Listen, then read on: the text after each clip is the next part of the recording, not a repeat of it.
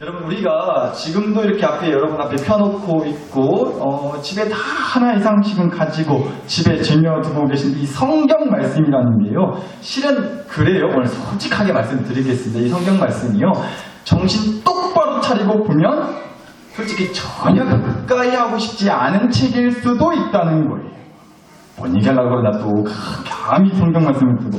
네, 여러분, 한번 질문 드려볼게요. 평상시에 어떻게 이제 책 좀 읽으세요? 성경책 말고도 그냥 아무 책이다, 어떤 책이든 됐든 간에 책 좀 보시냐고요. 책 안 읽는 게, 책 읽지 않는 게 죄는 아니니까 그냥 우물쭈물 안 하셔도 돼요. 그냥 솔직하게 그냥 한번 대답해 보세요. 책을 평상시에 좀 보시냐는 겁니다.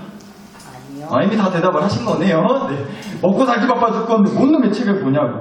그래서 저도 사실은 누구한테 이제 책 선물 안 한 지가 좀 오래됐어요. 요새는 책 선물하면 욕먹어요. 뭐 이런 거 주냐고. 참 비싼 냄비 받침도 사다 준다고. 책이 참 냄비 받침으로 쓰기 좋거든요. 그래서 저도 요새는 책 선물 잘 안 하게 되기는 하는데, 여튼간에 사실 이제 우리가 책을 좀 잘 안 보게 되죠. 근데 우린 또 어때요? 그나마 이렇게 좀 교회라도 댕기고 하나님 믿어서 이 성경책 하나만큼은 그래도 좀 들고 댕기고 교회에 와서라도 그냥 한번 펴보기라도 하는 그런 거의 유일한 책이 됐는데, 근데 솔직히 이 성경책에 나오는 말씀들이요, 정신 똑바로 차리고 보면 참 기가 찬 얘기들 투성이지 않냐는 거예요, 솔직히. 아니 보세요. 방금 봉독했던 빌립보서 4장 6절 말씀에서도요, 일단 이렇게 시작을 하잖아요. 아무것도 뭐 하지 말고 염려하지 말고 이런다고요. 아니 여러분, 염려할 일을 1절 주지 않고 나서 아무것도 염려하지 말라고 하는 게 맞는 거 아니겠냐고. 아니 그쵸, 제가 여러분한테 돈을 옹팡 그냥 한 몇백억씩 막 주고 난 다음에 이제 돈 걱정하지 마시라고 그렇게 얘기하는 게 순서지 않냐는 거예요. 아주 그냥 미워 죽겠는 그 인간, 제가 확 그냥 남들 몰래 그냥 십자가에 못 박아가지고 얼른 천국 보내준 다음에 이제 그 인간 때문에 소가려 하지 마세요 라고 말을 해주는 게 순서지 않겠냐라는 겁니다. 그게 맞는 거지 않겠냐는 거예요. 근데 너무 성경 말씀에서도 염려거리를, 그러니까 애당초 아예 없게 좀 하나님이 만들어주신 다음, 그런 주신 다음에 그리고 나서 아무것도 염려하지 말라고 라고 얘기를 해주셔야 좀 아멘 소리가 그래도 나오지 않겠냐는 겁니다. 그게 순서가 맞아도 맞는 거 아니냐는 거예요. 좀 제가 예전에 한번 말씀을 드렸던 것 같은데, 제가 여태껏 살면서 딱 한 번 시험에 딱 한 번 떨어진 적이 있었는데, 그게 바로 운전면허 시험이었어요. 제가 서울대 가는 시험도 떨어진 적이 없거든요. 물론 이제 서울대에서 시험 보느라고 한 적이 없기 때문에 떨어질 일이 없었겠지만, 웃으시라고 한 말인데 또 이해드리고 계시면, 그러니까 여튼간에 제가 지금껏 살면서 대단한 시험을 본 적은 없어도 그래도 원했던 시험들 다 붙었었는데, 운전면허 시험에 떡 한 번 떨어진 적이 있었어요. 제가 그래서 두 번째 만에 시험을 이제 합격을 했는데, 여러분 시험이라는 게 그렇지 않냐는 거예요. 시험 볼 때 시험에서 떨어지려고 시험 보는 사람이 어디 있겠냐고. 그렇죠? 당연히 시험에 합격하고 싶어서 시험을 본단 말이에요. 근데 우리가 살아가는 이 인생도 어쩌면 매일같이 시험을 보는 거 아니겠어요? 그래서 염려투성인 거죠. 이 시험에서 떨어지면 어떡하느냐. 별 탈 없이 이 시험들을 통과하고 늘 좋은 점수, 좋은 결과 받아서 합격만 했으면 좋겠는데 라는 염려가 가득하다는 거예요. 매일 같은 시험의 문제, 그런 상황들이 펼쳐지다 보니까. 그래서 염려할 수밖에 없다는 거죠. 근데 늘 그렇게 염려할 거리를 옹골 주시면서 무슨 아무것도 염려하지 말라는 얘기를 하시냐는 거예요. 그러니까 여러분, 이렇게 보면요, 성경 말씀들을 정신 똑바로 차리고 보면 목사가 할 소리는 감이 아니지만 진짜 확 그냥 집어 던져버리고 싶은 얘기들이 그득그득하다는 겁니다. 보세요. 진짜 엄청난 시험과 고난에 처한 사람들이 있다고 해보자. 뭐 예를 들어가지고 남편이 허구한 날 폭력을 쓰는 거예요. 사업이 망했어요. 사기 당한 거예요. 쪽박차게 됐어요. 자식들이 죽을 병이 걸렸어요. 뭐 이런 감히 상상도 하기 싫은 그런 엄청난 인생의 시험과 고난을 당한 사람한테 가가지고요, 성경 어디에 나온 말씀이라고 하면서 아무것도 염려하지 말라고, 두려워 말라고, 다 하나님의 뜻이 있을 거라고, 그래도 범사에 감사하자고, 그럼에도 감사할 일이 있지 않겠냐고, 하나님은 살아계시다고, 우리 하나님께 더 기도하자고. 여러분, 이런 얘기 함부로 했다가는 정말로 머리끄댕이 죄다 뽑혀가지고 제 머리꼬이 날 수도 있어요. 정말 그럴 수 있다고. 근데 사실 정말 그렇지 않으세요? 하나님 믿는다고 하는 사람들이나 할 수 있는 얘기들이 사실 거진 다 그런 거. 하나님 믿는다고 하는 사람들이 할 수 있는 얘기들이 거진 다 그런 거. 특히나 저 같은 목사로서 사는 사람이 늘 할 수밖에 없는 말들이기도 해요. 그런데 그런 말들이 정말 죽고 싶을 만큼 엄청난 고난과 시험에 빠진 사람들한테 사실 대단한 힘이 되고 위로가 될 수 있겠냐는 거예요. 물론 좀 교회밥 좀 먹었다고 하시는 분들, 하나님 믿는 세월이 10숟가락 다 합쳐도 모자란다 할 만큼 오래되신 분들은 어떻게 그래도 그 말에 서로 통하는 게 있어가지고 그래도 눈물을 머금고 아멘 하시고 그래도 그런 말들 다 좋게 받아들이시려고 할 수는 있는데 솔직히 어지간한 믿음이 아니고서는 사실 확 와닿지 않는 얘기들일 수도 있다는 거예요. 그리고 우리가 사실은 보통 그렇지 않아요. 다 맞는 말인 건 알아요. 맞는 말인 줄은 안다고요. 정답 같은 얘기인 거 안다고요. 어떤 시험과 고난 가운데서도 믿음으로 버티고 그럼에도 감사하고 하나님의 일하심을 간절히 바라면서 기도하고 하나님을 의지해야 한다는 거. 지금 그것이야말로 지금 이 시험의 문제에 대한 정답이라는 것을 사실 우리가 다 알고 있다고요. 그런데 그런 거예요. 항상 옳은 말은 왠지 모르게 기분이가 나빠요. 그렇지 않으세요? 만약에 여러분이 마을에 아무개떡이랑 대판 싸움이 났다고 해보자고요. 직장에서 무슨 일 때문에 좀 직장 사람 누구랑 이제 한바탕 하게 됐어요. 그래가지고 집에 와서 씩씩거리면서 남편한테 혹은 아내한테 그 얘기를 한 거죠. 뭐 해달라고요? 좀 들어달라는 거예요. 그리고 같이 뭐 해달라고요? 씹어달라는 거잖아요. 따지고 보면 물론 내가 잘못한 것도 있기는 하지만 그 아무개떡이 그 직장 사람 그 누구가 나쁜 년이고 죽이려느라고 같이 좀 뜯고 씹고 그렇게 해달라고 얘기 꺼내는 거잖아요. 남편한테 아내한테. 근데 내 남편이 내 아내가 그 얘기를 다 듣고서 한다는 말이에요. 근데 당신도 좀 잘못하긴 했네. 내가 객관적으로 봤을 때 꼭 그 사람 잘못만은 아니고 아니 당신도 그렇게 하면 안 됐지 라고 말하면 어떨 것 같으세요? 주여 오늘 사람 하나 천국 올려보냅니다. 천국 올려줘서 그런 마음 들지 않으시겠어요? 사실 물론 그 말이 맞기는 맞아요. 그 말이 정답인 건 알겠어요. 따지고 보면 내가 잘못한 것도 있긴 하니까. 그런데 정답 같은 얘기 듣자고 얘기 꺼낸 게 아니란 말이죠. 그냥 무조건 공감해주고 내 편 들어주라는 거예요. 그 인간 같이 좀 씹고 욕해주라고 한 얘기란 말이에요. 근데 정답 같은 얘기하면 옳은 소리 만든 소리 하면 기분이가 안 좋다고요. 물론 이제 지금 저랑 같이 사는 여자가 어떻게 저희도 뻔뻔하게 자기 얘기를 저렇게 할 수 있냐고 하는 것 같은데 저부터 사실 그러거든요. 공감이 아니라 때로는 그 얘기에 공격을 하게 될 때가 좀 많더라고요. 이 자리를 빌어서 회개하고요. 여하튼 간에 드리고 싶은 얘기는 바로 그거예요. 정답 같은 얘기는 옳고 맞는 얘기는 물론 다 받아들일 수는 있겠지만 왠지 모르게 기분이 나쁘다는 거예요. 근데 다시 말씀드려요. 때로는 성경 말씀이 딱 그렇다고요. 여러분 성경 말씀이 어제 틀린 얘기 하겠어요? 하나님 말씀인데 하나부터 열까지 다 옳으신 말씀, 맞는 말씀, 어떤 시험 문제에 갖다 대도 정답이 되는 말씀들만 있죠 당연히. 그런데 때로는 그게 어쩔 때는 솔직히 은혜가 되지 않을 수도 있다는 거예요. 이 말씀도 한번 잘 보시자고요. 익숙한 말씀이실 것 같은데 예수님께서 제자들이랑 같이 가나라고 하는 마을에서 하는 결혼잔치에 초대를 받아가지고 가셨다는 거예요. 그런데 그 자리에 예수님의 어머니였던 마리아도 있었다고 해요. 그리고 그런데 그런 잔치집에 초대를 받아서 예수님이 이제 계셨고 예수님의 어머니 마리아도 그 자리에 계셨는데 잔치집에서 제일 중요한 당연히 먹고 마실 음식과 마실 것들인데 그만 사람들이 마시는 포도주가 뚝 떨어져 버렸다는 거예요. 그러니까 시험 문제가 딱 주어진 거예요. 당시에는요 결혼잔치를 했다 하면 기본이 일주일, 7일 정도를 했다고 해요. 지내주겠죠. 뭔 왜 결혼잔치를 일주일이나 해요. 근데 여튼 당시에는 그랬다고 합니다. 여튼 그래서 그 일주일 동안 먹고 손님들한테 대접할 먹고 마실 음식들이 너무도 중요했어요. 그리고 또 당시에는 물처럼 마셨던 게 포도주였기 때문에 마실 포도주를 어떤 손님들이 얼마나 오든 7일 동안 아주 그냥 부족함 없이 대접할 수 있을 정도로 넉넉하게 준비를 해야만 했단 말이죠. 그런데 중간에 그 포도주가 똑 떨어져 버렸다는 거예요. 그러면요 그 당시에는 특히나 더 손님들한테 대접할 음식, 마실 포도주가 떨어져 버리면 굉장히 손님에 대한 예의가 아니었기 때문에 엄청 기싸게 욕을 들어 먹었다고 해요. 그러니까 큰일이 난 거예요. 잔치집 입장에서는 이 손님들 줄 이 포도주가 바닥나 버린 게 보통 심각한 일이 아니었다는 거죠.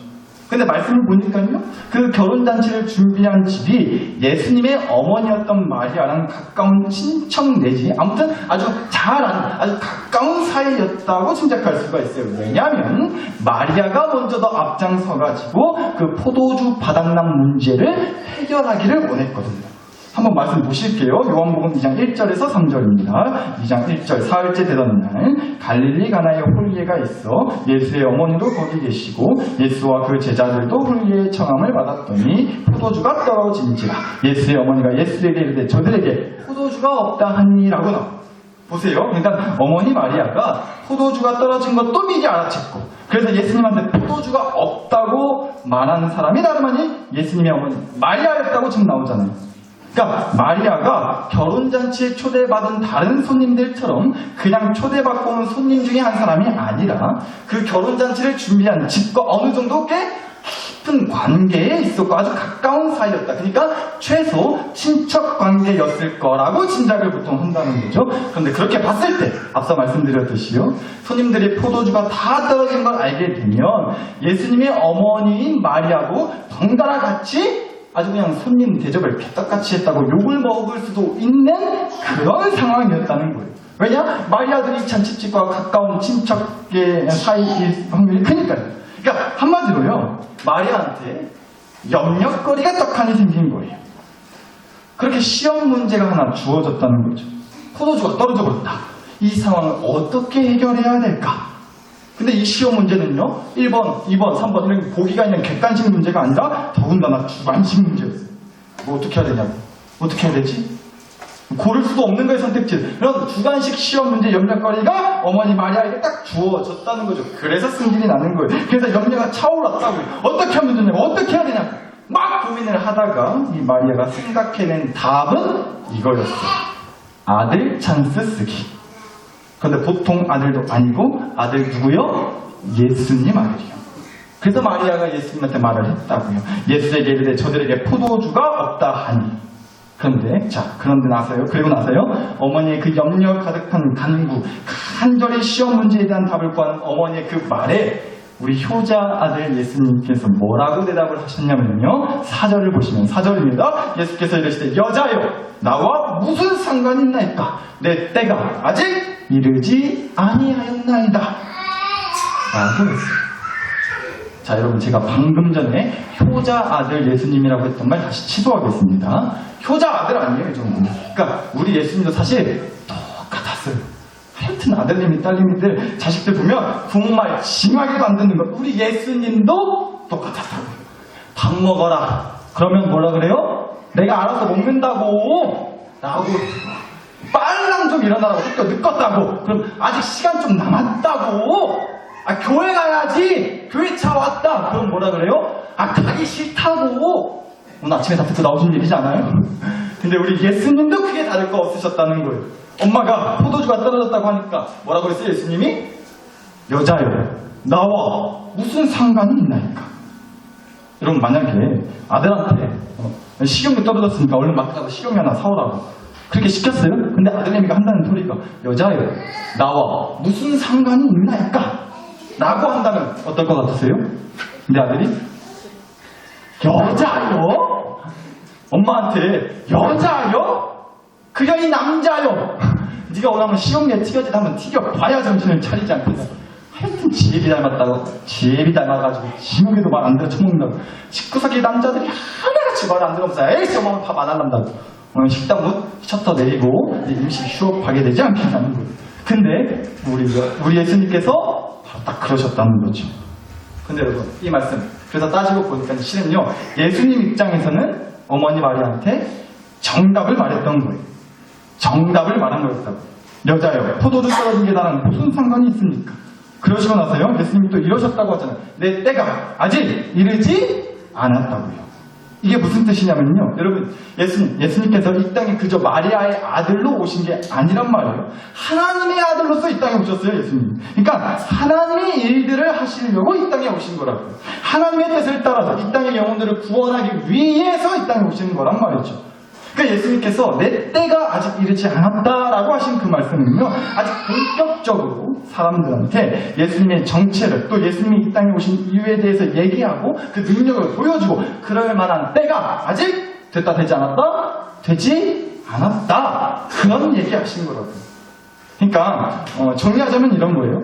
어머니 마리아가 자신이 처한 그 시험, 포도주가 떨어졌는데 어떻게 해야 하지라는 그 시험 문제를 가지고 마리아는요, 아들 예수가 평범한 사람이 아닌 하나님의 아들로서 하나님의 일을 하기 위해 이 땅에 온 걸 알고 있었기 때문에, 믿고 있었기 때문에 믿음으로, 그래서 이 마리아가 생각해냈던 답은 아들 예수한테 이 시험 문제를 해결해달라고 하면 되겠지. 그게 마리아가 생각해낸 답이었다는 거예요. 그런데 우리 예수님은 걷다가 대고 정답을 말씀하셨다고요.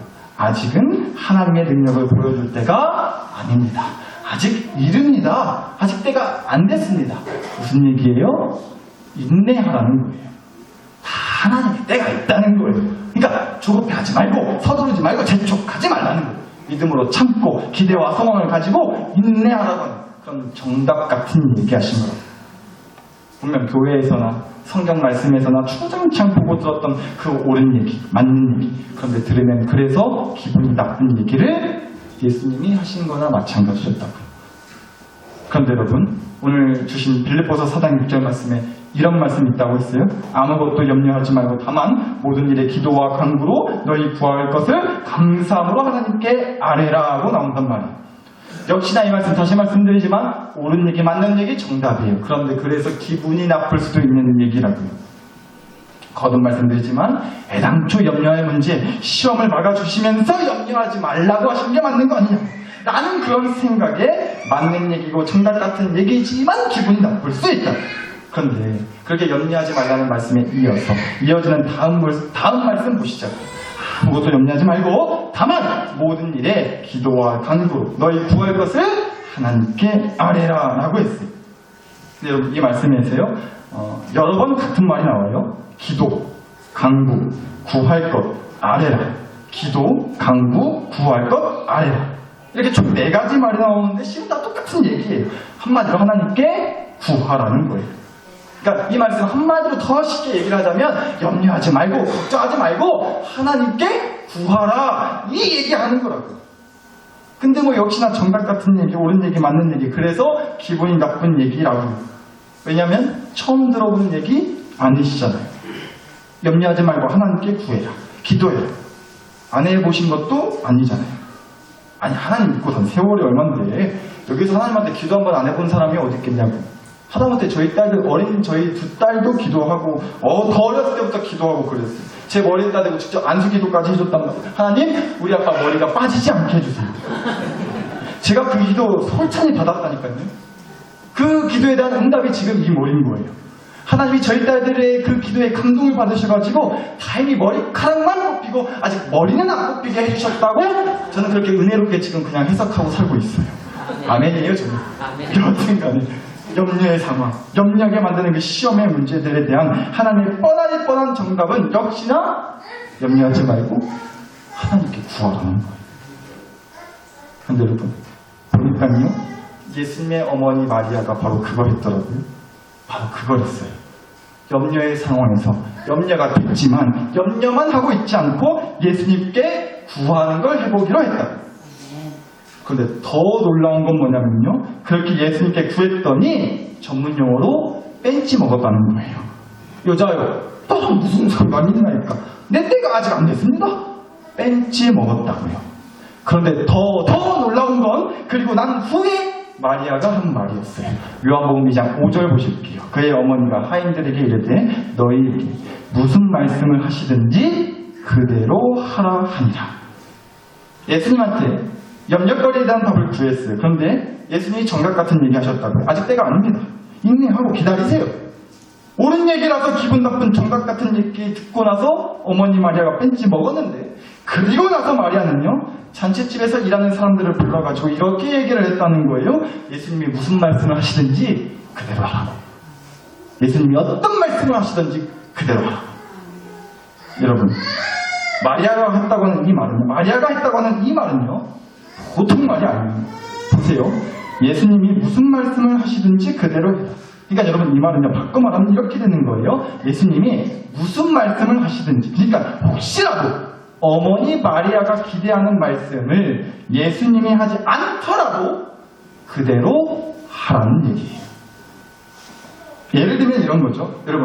여러분 아들이나 딸이 결혼하고 싶은 짝이라고 집에 이제 데리고 왔어요. 결혼하고 싶은 짝이라고 이제 집에 데리고 왔어요. 근데 보니까 솔직히 영 마음에 안 드는 거예요. 어째 썩이 안 차는 거예요. 성경 말씀에 하나님도 사람의 겉모습이 아니라 속 중심을 보신다 했는데 우리는 하나님이 아니잖아요. 그러니까 아무래도 겉모습에 눈이 가죠, 솔직히. 근데 데리고 온 짝이라고 데리고 온 것을 보니까 제 얼굴을 보는데 잠깐만 기도가 나오는 거예요. 아이고 주여, 아이고 주여. 아무튼 이제 생긴 것부터 직업이고 배경이고 솔직히 마음에 안 들어가지고 싫은 티를 팍팍 내고 있는데 옆에 있는 남편이라고 하는 인간이 아무 말도 안 하고 있는 거예요. 그래가지고 옆구리를 팍팍 콕 찌르면서 아니 당신도 아무 말이라도 좀 해보라고 그랬단 말이죠. 그런데 아무 말도 안 하고 있던 인간이 대뜸 한다는 말이요. 난 이 결혼 찬성일세. 당장 날짜 잡으라고. 그런 거예요. 그럼 여러분 속으로 그러지 않으시겠어요? 아니 아무 말이나 하라고 했다고 진짜 아무 말이나 하면 어떡하냐고. 내가 하라고 하는 아무 말은 그런 게 아니라 내 눈에 휘 들어와도 난 절대 이 결혼 찬성 못한다고. 아니 그런 말을 했어야지. 아무튼 이렇게 쿵짝이 안 맞아가지고 나는 마음이 들지 않으시겠냐는 거예요. 여러분 제가 연기가 좀 는 것 같지 않아요? 나는 뭐 엄청 열심히 연습하고 나왔다는 것만 알아주시면 좀 감사하겠습니다. 여튼간에 딱 그런 거라고요. 어머니 마리아가 예수님한테 그렇게 뺀지 먹고 정답 같은 얘기, 아직은 하나님의 때가 아니다, 하나님의 때를 기다려라, 이런 정답 같은 얘기 듣고 난 뒤에 했던 말, 예수님이 무슨 말씀을 하시든지 그대로 해라. 이 말은요, 그러니까 예수님이 설령 내가 기대했던 말씀, 아니 그래도 어머니가 부탁을 그렇게 하시니 제가 걱정 마시라고 이 포도주 문제 해결해 드리겠습니다. 염려 붙들어 매세요 어머니. 설령 예수님께서 그런 말씀을 하시지 않고 나의 기대와는 다르게 실망스러운 말씀을 하시더라도, 예를 들어서 어머니가 아무리 포도주 좀 어떻게 보라고 제 옆구리를 찌르더라도 저는 아직 때가 아니기 때문에 마른 침만 삼키고 있겠습니다. 여자랑 무슨 상관이 있나니까. 설령 예수님이 계속 그렇게 말씀하실 수도 있다고 생각을 한 거예요, 마리아는. 그런데 그럼에도 마리아는 그렇게 얘기했다니까요. 예수님이 설령 내 기대와는 다른 말씀을 하시더라도, 어떤 말씀을 하시더라도 그대로 하자고, 그대로 하라고, 그대로 하겠다고. 그러니까 뭐 하나님의 때를 기다려라, 뭐 이런 기분 나쁜 정답 같은 얘기나 하시면서 설령 예수님이 내 염려거리를 즉시 해결해 주시지 않겠다는 말씀을 하시더라도 나는 그 말씀은 그대로 따르겠다고 하는 자신의 믿음을 고백한 거와 다름없다는 거예요, 마리아가. 그러니까 여러분 결론적으로 이런 얘기예요. 오늘 주신 빌립보서 4장 6절 말씀 계속 얘기했잖아요. 한마디로 이런 얘기라고요. 염려하지 말고 하나님께 구하라고요. 아멘, 좋아요. 맞는 말, 옳은 말, 정답이 말이라고 했어요. 그런데 그런 정답 같은 말들이 은혜가 되면 좋겠는데 때로는 마음이 더 힘들어질 수도 있어요. 아니 그냥 염려할 일이 없기에 하나님이 구한 걸 그냥 팍팍 주시면, 내가 구한 걸 하나님이 좀 팍팍 주시면 되는 거 아니냐. 잘 주시지도 않으면서 염려만 하지 말라고 하나님께 구하라고 그런 얘기는 못 들으시냐고. 마음이 더 힘들어지고 믿음이 더 시들해질 수도 있어요. 그런데 여러분, 마리아는요, 예수님께서 그런 정답 같은 얘기를 하셨지만 그 얘기를 듣고 나서도, 예수님께 구하고 나서 벤치를 먹고 나서도 그랬다는 거예요. 예수님이 무슨 말씀을 하시든지 우리 그대로 하자라고 했다고요, 마리아. 그래서 말씀드리는 거예요. 사랑하는 나사렛 교회 식구 여러분, 저는 그 마리아처럼 사는 게 교회로 사는 교회 식구답게 사는 거라고 믿어요. 교회를 살려고 막 발버둥치고 어떻게든 믿음 붙잡고 살겠다고 우리가 살아요. 근데 그런 우리를 가만 내비두지 않는다고요. 천국 땅 들어서기 전까지는 온갖 염려와 시험과 문제들이, 그 시험 문제들이 마구마구 매일같이 쏟아질 거란 말이죠. 근데 그럴 때마다 염려하지 말고 하나님께 구해야지 하고 구했을 때 돌아오는 하나님의 대답은 때로는 마음에 드는 얘기가 아닐 수도 있어요. 맞는 말이고 아멘 해야 될 얘기인 줄은 알지만 기분이 나쁘고 오히려 마음이 더 힘들어지는 얘기일 수도 있다고요. 아직은 때가 아니다. 하나님이 일하실 때를 믿음으로 버티고 기대와 소망을 가지고 인내해라. 맞는 말이고 정답일지는 알겠는데 사실 기대했던 얘기는 아니었기 때문에 때로는 실망하실 수도 더 힘들어지실 수도 있다고요. 근데 목사인 저부터도 그런 얘기를 해야 돼요, 여러분한테. 그리고 하나님은 또 그 얘기 하실 거예요, 결국은. 그래서 힘이 빠지게 된다고요. 기대했던 대답이 아니니까. 근데 여러분, 그래도 마리아처럼 가는 거예요. 하나님이 뭐라고 하시든 그대로 하자. 하나님이 뭐라고 하시든 하나님 믿고 가보자. 설령 하나님이 내가 원하는 얘기를 안 해주시고 내가 원하는 대로 안 해주셔도 그래도 하나님 믿고 살아보자. 저는 그게 바로 교회로 사는 교회 식구의 모습이라고 믿는다고요. 여러분, 우리가 언제 상처를 잘 받는지 아세요? 언제 상처를 잘 받을까요, 우리가? 남들이 나한테 상처를 줄 때 내가 상처를 받는 게 아니에요. 생각해보니까 내가 그걸 상처로 받아들이게 될 때 상처를 받게 되는 거라고요. 쉽게 말하자면요, 내가 남들이 나한테 주는 상처를 내가 튕겨낼 힘이 없을 때 그걸 상처로 받게 되더라고요. 근데 다 그런 것 같아요. 상처뿐만이 아니라 염려도 그래요. 의심도 그렇고요. 슬픔도 그래요. 우울함도 그래요. 그걸 주는 쪽도 문제지만 그걸 준다고 고지것대로 다 받아들일 정도로 내가 그걸 튕겨낼 힘이 없다는 것도 문제라고요. 근데 저는 그래서 이 말씀을 드리는 거예요. 그러니 국 죽어도 하나님 믿고 가보시죠. 나한테는 그런 것들을 튕겨낼 힘이 없으니까. 내가 원하는 답을 바로 해주지도 않으시고 내가 원하는 일을 바로 해주지도 않으시지만 나는 나한테 또다시 찾아온 염려와 상처와 시련과 슬픔을 튕겨낼 힘이 나한테는 없으니까 하나님께 그래서 또 구하고 하나님 말씀대로 따르고 하나님한테 의지하고 하나님한테 어떻게든 매달려 있어야 결국은 물이 변하여 포도주가 되는 그 놀라운 반전의 역사, 기적의 은혜를 이 땅에서든 나중에 천국 땅에 가는 걸로든 우리가 경험할 수 있지 않겠냐고요. 그래서 우리가 이 시간에 이 기도하기를 원하는 거예요. 하나님, 뻔한 정답 같은 말씀만 하시든지 그게 썩 마음에 들지 않는다 하든지 내가 원하는 대로 바로 해결해주지 않으신다 하더라도 상관없이 무슨 말씀을 하시든지 하나님을 떠나지 않고 하나님의 말씀을 따르고 하나님께 늘 끊임없이 구함으로 내 믿음과 소망을 거두지 않게 하여 주시옵소서. 그 믿음과 소망을 악착같이 붙들고 사는 인생길에 반드시 불이 변하여 포도주가 되는 놀라운 반전의 역사, 기적의 은혜를 이 땅에서든 나중에 천국 땅에 들어가는 걸로든 반드시 보여주시옵소서. 우리 이 간절한 마음으로 이 기도를 붙들고서 주신 말씀과 은혜를 가지고 다 함께 주여 한번 부르고 함께 기도 올려드리겠습니다.